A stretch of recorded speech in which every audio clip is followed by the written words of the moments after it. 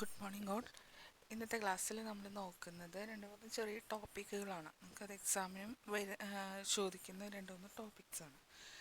അതിൽ ഫസ്റ്റത്തെ വന്നതാണ് മാർജിനൽ റിലീഫ്. മാർജിനൽ റിലീഫ് എന്ന് പറഞ്ഞാൽ കൂടുതൽ ഇൻകം ഉള്ളവർക്ക്, അതായത് ഇൻകം ഒരു 50 ലക്ഷത്തിൽ 1 കോടിയിലൊക്കെ കൂടുതൽ, ഒരു കോടി അങ്ങനെയൊക്കെ വരില്ലേ, അങ്ങനെയുള്ളവർക്ക് കൊടുക്കുന്ന ഒരു റിലീഫാണ് ഇത്. നമ്മൾ എന്ത് ചെയ്യും, ഇത് എൻഷുർ ചെയ്യണം എന്താ, നമ്മൾ അഡീഷണൽ ടാക്സ് അടയ്ക്കുന്നത്, additional tax on account of income exceeds 50 lakh or 100 crores ആണെങ്കിൽ അവിടെ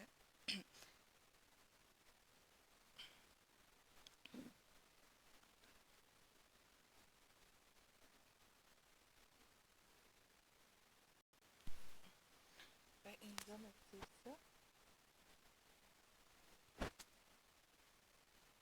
50 lakhs ഓർ 1 crore. ഇവിടെ വന്നത് 50 ലാക്കോ 1 crore എക്സീഡ് ചെയ്യുകയാണെങ്കിൽ, exceed additional tax on income 50 lakhs or 1 crore exceed ചെയ്യുകയാണെങ്കിൽ it does not exceed additional income. അത് അഡീഷണൽ ഇൻകത്തിനേക്കാൾ കൂടുതലാൻ പാടില്ല.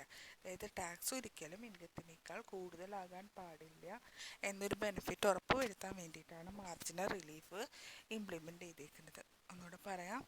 It is allowed to ensure that additional tax on account of income exceed ₹50 lakh or 1 crore. 1 കോടിക്കോ 50 ലക്ഷമോ കൂടുതലാണ് tax വരണമെന്നുണ്ടെങ്കിൽ അത് additional ഇൻകത്തിനേക്കാൾ കൂടുതലാകാനായിട്ട് പാടില്ല. അപ്പോൾ മാർജിനൽ റിലീഫ് കാണാനുള്ള ഇക്വേഷനാണ് നമുക്ക് തന്നിരിക്കുന്നത്. Additional tax on account of income exceeds 50 lakhs or 1 crore minus additional income. Okay, additional tax on account of income exceeds 50 crore or 1 crore. അത് എത്രയാണെന്ന് വെച്ചാൽ അഡീഷണൽ ടാക്സ് എഴുതുക, മൈനസ് അഡീഷണൽ ഇൻകം. ഇതാണ് marginal റിലീഫിൽ വരുന്നത്. Okay, then rebate of tax. Rebate എന്ന് പറഞ്ഞാൽ നമ്മളിപ്പോൾ ഓണത്തിനൊക്കെ കാണാം അല്ലെ, കടകളിൽ റിബേറ്റിന് ഖാദി തുണികൾക്ക് റിബേറ്റ്. അപ്പോൾ എന്താ റിബേറ്റ് എന്ന് പറഞ്ഞാൽ സെർട്ടൈൻ ഇൻകത്തിന് അല്ലേ, സെർട്ടൈൻ ഇൻകത്തിന് കൊടുക്കുന്ന എന്താ പറയുക ഡിഡക്ഷൻസിനെ, ടാക്സിൽ നിന്നുള്ള ഡിഡക്ഷൻസിനെയാണ് നമ്മൾ റിബേറ്റ് എന്ന് പറഞ്ഞാൽ. അതായത് ടാക്സ് ലയബിലിറ്റി കണ്ടുപിടിക്കുമ്പോൾ എല്ലാ അസസിക്കും അല്ല, ചില അസസിക്ക് ചില പേഴ്സൺസിന് ടാക്സ് ലയബിലിറ്റി കണ്ടുപിടിക്കുമ്പോൾ അവരുടെ സെർട്ടൈൻ ഇൻകംസ് ഉണ്ടാകും. അവരുടെ പെർട്ടിക്കുലർ ഇൻകത്തിൽ നിന്ന് കൊടുക്കുന്ന ഡിഡക്റ്റ് ചെയ്യുന്ന ടാക്സിനെയാണ് നമ്മൾ റിബേറ്റ് ഓഫ് ടാക്സ് എന്ന് പറയുക. അപ്പോൾ ഏതൊക്കെ ഇൻകത്തിനാണ് റിബേറ്റ് ഓഫ് ടാക്സ് കിട്ടണേന്ന് നോക്കുക. ഒന്നാമത്തെ share of income of association of person or BOI, body of individuals. Association of പേഴ്സണും ബോഡി ഓഫ് ഇൻഡിവിജ്വൽസും ഉള്ള ഷെയർ നമ്മൾ കൊടുക്കില്ല. അതായത് അവരുടെ അസോസിയേഷനിൽ നിന്ന് കിട്ടുന്നതോ ഇൻഡിവിജ്വൽ അവരുടെ ഓർഗനൈസേഷന് കിട്ടുന്നതോ ആയ ഷെയർ, അതിൻ്റെ റിബേറ്റ് എന്ന് പറഞ്ഞാൽ share in AOP into tax on total income. എത്രയാണോ നമ്മുടെ AOPയിലുള്ള ഷെയർ ഇൻറ്റു അയാളുടെ ടാക്സ്. അപ്പോൾ ആ മെമ്പർക്ക് അല്ലെങ്കിൽ അയാൾക്ക് ടാക്സ് ഉണ്ടാവുമല്ലോ, ആ ടാക്സ് ഇൻറ്റു ചെയ്യുക, അത്രയും എമൗണ്ട് നമുക്ക് റിപ്പീറ്റ് കിട്ടും. പിന്നത്തെ വന്നത് ടോട്ടൽ ഇൻകം 3,50,000 കൂടുതലാണെങ്കിൽ, ടോട്ടൽ ഇൻകം കുറവാണെങ്കിൽ ഡസ് നോട്ട് എക്സീഡ് ₹3,50,000. റിബേറ്റ് എന്ന് പറഞ്ഞാൽ എങ്ങനെ വരിക, ഒന്നില്ലെങ്കിൽ 25,000 രൂപ, അല്ലെങ്കിൽ tax on total income which ever is less നമുക്ക് കുറയ്ക്കാനായിട്ട് പറ്റും. അതായത് 3,50,000 കുറവാണ് ടോട്ടൽ ഇൻകം എങ്കിൽ റിബേറ്റ് കിട്ടുന്നത് ഒന്നില്ലെങ്കിൽ 25,000 രൂപ, അല്ലെങ്കിൽ total income, tax on total income എത്രയാണ് അത് രണ്ടും കൂടി കമ്പയർ ചെയ്യുക. വിച്ച് എവർ ഇസ് ലെസ് ആയിരിക്കും എന്ത് വരിക, റിബേറ്റ് ആയിട്ട് വരിക.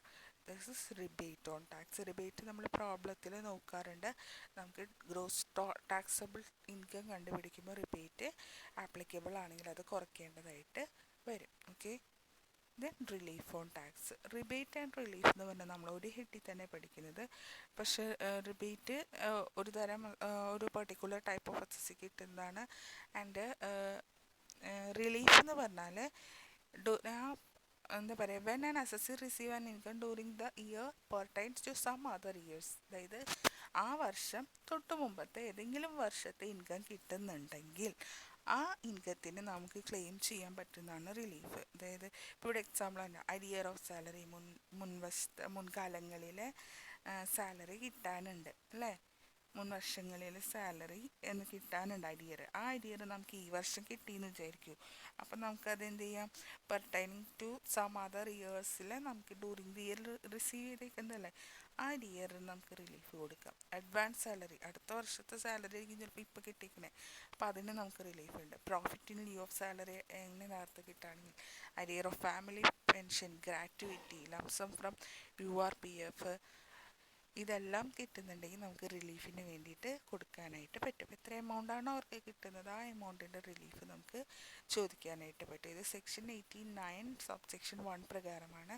അപ്പോൾ ആരാണോ അരിയറിന് വേണ്ടി റിലീഫിന് വേണ്ടി ക്ലെയിം ചെയ്യുന്നത് അയാൾ എന്ത് ചെയ്യണം, ഫോം 10E എന്നുള്ള ഫോം നേരത്തെ തന്നെ അസസിങ് ഓഫീസറിലേക്ക് ഫയൽ ചെയ്തിരിക്കണം. അതിനകത്ത് നമ്മുടെ പേയ്മെൻറ്റിൻ്റെ ഡീറ്റെയിൽസൊക്കെ, ഞാൻ ഇന്ന വർഷം ഇത്ര രൂപയൊക്കെ അടച്ചിട്ടുണ്ടെന്നുള്ള പേയ്മെൻറ്റ് ഡീറ്റെയിൽസൊക്കെ കൊടുത്തിട്ട് അസസിങ് ഓഫീസറിന് കൊടുത്തിരിക്കണം. അപ്പോൾ ഈ 3 ടോപ്പിക്കുകൾ സെപ്പറേറ്റ് ടോപ്പിക്കുകളാണ്, പക്ഷേ എക്സാമിന് ചോദിക്കുന്നതാണ്. ഓരോന്നും നമ്മൾ ടോട്ടൽ ടാക്സബിൾ ഇൻകം കാണുമ്പോൾ നമുക്ക് പ്രോബ്ലം ചെയ്യാനായിട്ട് വരുന്നതാണ്. ഓക്കെ.